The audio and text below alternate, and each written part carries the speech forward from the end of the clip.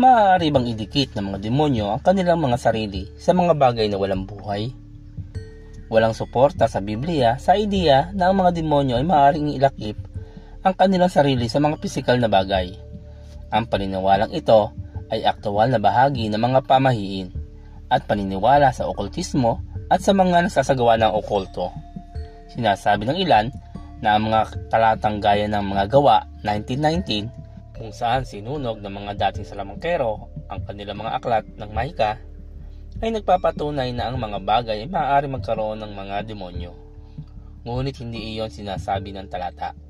Mas malamang na sinunog ng mga bagong mananampalataya na ito ang kanilang mga magic book para maiwasan ang pagkalat ng mga kasinungalingan at para ipakita na sila ay mananampalataya na kay Jesus.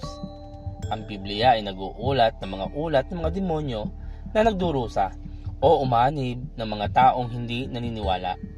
Ngunit walang mga ulat ng mga demonyo na nasa loob at nakakabit sa mga bagay.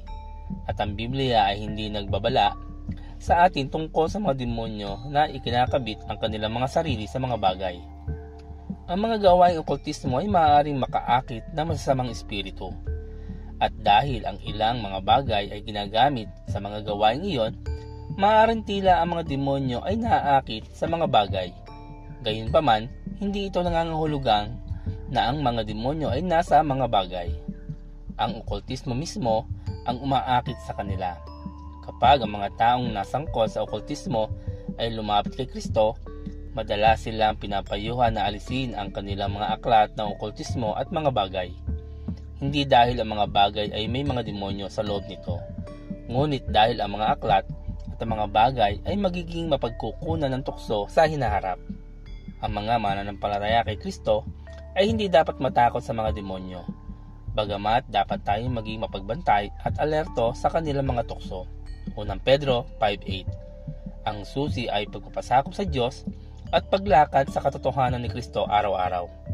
Kaya nga, pasakop kayo sa Diyos, labanan ninyo ang dyablo at lalayuan niya kayo. Santiago 4:7. Yaong mga nananampalataya kay Kristo ay walang dapat ikatakot.